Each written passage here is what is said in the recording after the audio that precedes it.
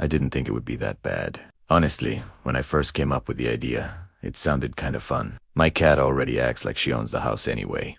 So I thought, what if I just let her be in charge for a full day? Whatever she does, I follow. Wherever she goes, I go. Whatever she wants, I say yes. That was my first mistake. The day started early, not because I wanted it to, but because my cat decided it was time. I woke up to her sitting directly on my chest, staring at me like she had been waiting for this moment all night. The second I opened my eyes, she meowed. Loud. Repeatedly. So I got up. I looked at the clock. It was way too early, but rules are rules. If she's in control, I don't argue. I followed her into the kitchen, and of course, she went straight to her food bowl. I filled it. She sniffed it, and walked away. That's when I realized something important. This wasn't about food. This was about power. She jumped onto the counter, knocked something small onto the floor, and then just stared at me. I stood there for a second, confused. Tenet hit me. I guess I have to pick that up now. So I did. She watched the whole time. After that, she led me into the living room, jumped onto the couch, turned around 3 times, and sat down. So naturally, I sat down too, right next to her. And for the next 10 minutes, we did absolutely nothing. Just sat there. No phone. No talking. Just silence. Every time I tried to move, she looked at me like I was breaking some kind of rule. So primera, está, yet. At this point, I started to understand that my cat has a very different idea of productivity. Eventually, she got up again and walked toward the hallway. I followed, of course. She stopped halfway, looked back at me to make sure I was still there, and then continued. It felt less like I was following her, and more like she was checking if I was doing my job correctly. Then she went into the bathroom, and just sat there, on the floor, looking at the wall. 4 or 5 full minutes. I stood there the entire time, questioning every life decision that led me to this moment. But it gets worse.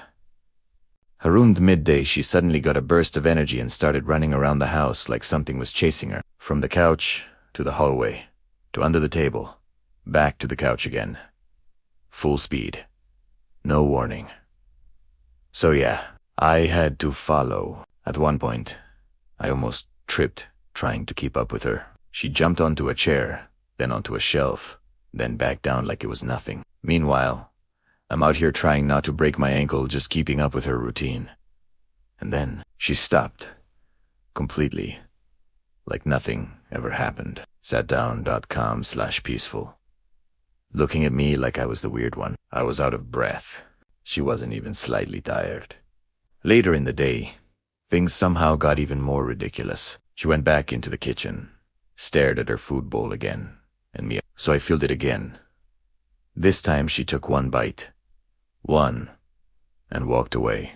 I just stood there like, are you serious? But I didn't say anything. Because again, she's in charge. At this point I realized my cat doesn't just live in this house. She runs it. Everything she does feels random. But when you actually follow her, you start to see a pattern. A very chaotic, slightly evil pattern. Then came the nap. She jumped onto the bed, curled up, and went to sleep. And since I had to follow her rules, I guess that meant I had to sleep too. In the middle of the day. No choice.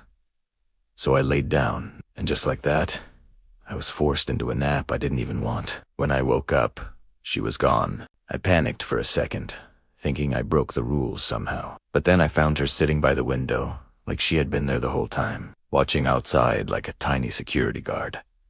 So I joined her, and again, we just sat there, watching nothing, doing nothing. But somehow, it felt like something important was happening, like she was observing the world, and I was just lucky enough to be part of it. By the time night came, I thought it would calm down. Primera, es wrong. This is when she became the most active. Running, jumping, staring into dark corners, randomly meowing for no reason. At one point, she sprinted down the hallway out of nowhere, and I had to chase after her again like this was some kind of midnight workout. And then, out of nowhere, she jumped onto my bed, walked in a circle, and lied down. Just like that, day over. No warning, no explanation. And that's when I realized the truth. Living under my cat's rules is exhausting, confusing, and makes absolutely no sense. But somehow, it also made me understand her better than ever before. What looked like random behavior before actually had its own logic. Her own routine, her own way of experiencing the world. And for one day Premetta lived in Italiano, would I do it again? Absolutely not. But now, I know one thing for sure. My cat isn't just part of my life. I'm part of hers.